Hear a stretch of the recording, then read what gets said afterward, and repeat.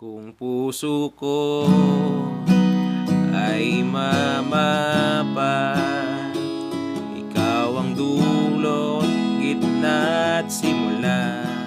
Hello guys! Welcome sa ating bagong video tutorial. At tuturo natin sa inyo ngayon ay yung super easy version ng kantang Bawat Daan ni Ebe Dancel. Okay?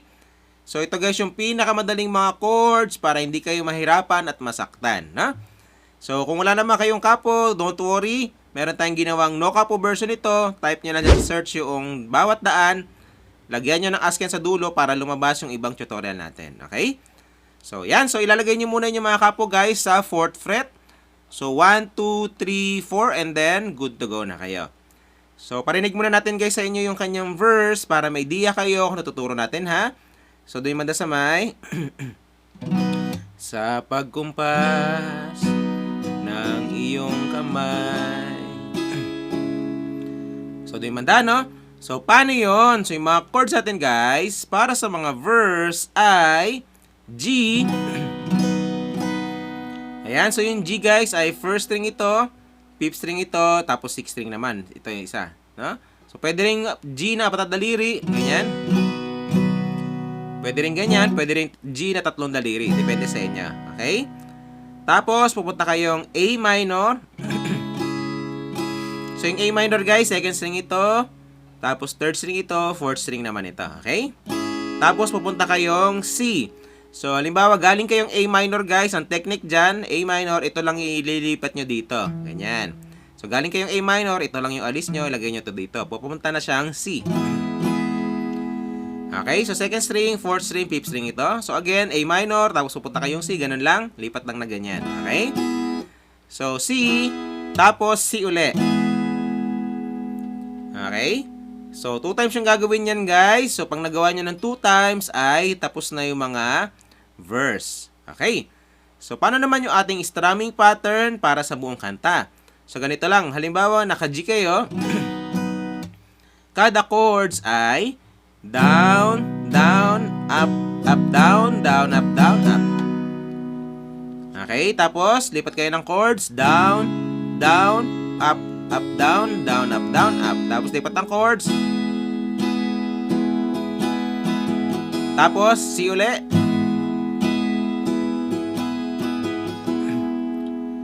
Okay, so kapag makuha nyo na yan guys, ay matutugtog nyo na yung buong kanta. Okay, so para mas makuha nyo, kanta na natin siya guys, no, habang ginigitara.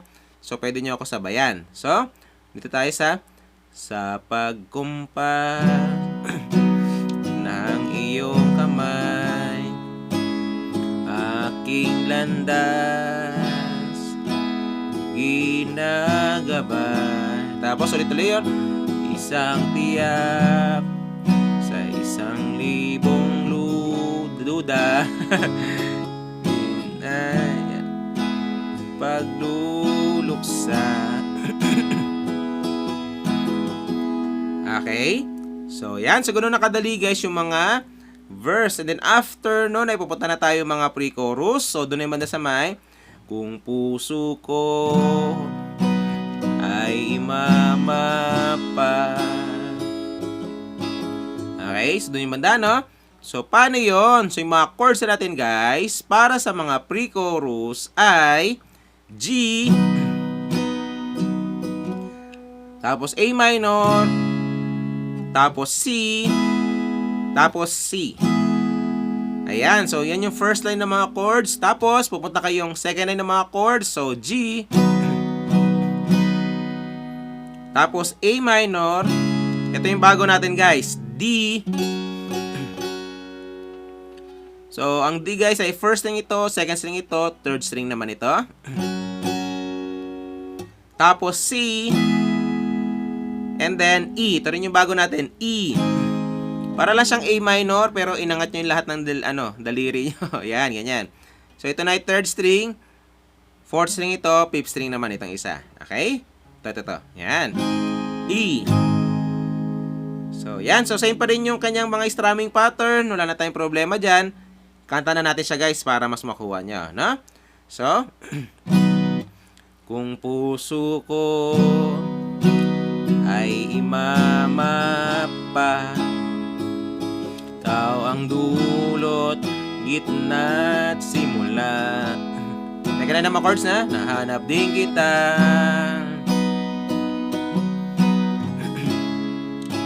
Nahanap din kita. Tapos C. And then pinakadulo ay E. Oh.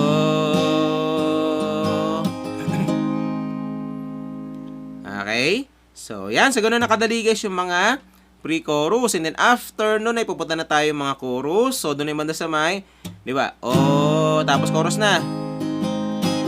Maligaw man at mawala. So, doon yung banda, no? So, paano yon? So, yung mga chords natin, guys, para sa mga chorus ay A. So, ito guys yung bago, no? Nating chords, A. So, ito lang. Second string. Tapos, third string ito. Fourth string naman ito. Ganun lang kadali. A. Tapos, pupunta kayong D.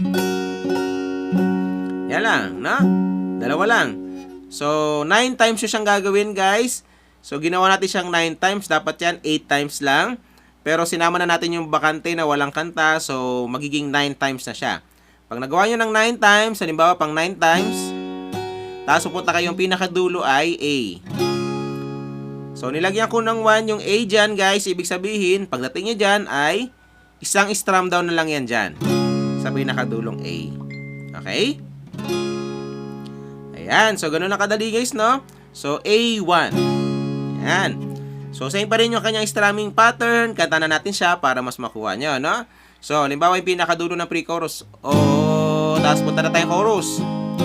At maligaw man at mawala, umikot man sa kawalan, sa bawat kailan, sino't saan, ikaw lamang ang kasagutan. Tapos pang-anim na, ay pang-lima, sa bawat kanan at kaliwa.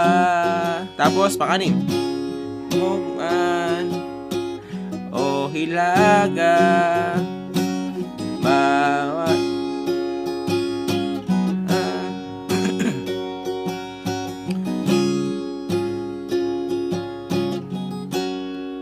tapos pang-siyam na. Hindi ko na siya kinantahan guys ha, para hindi tayo makapiright. Tapos yung pinakadulo ay A.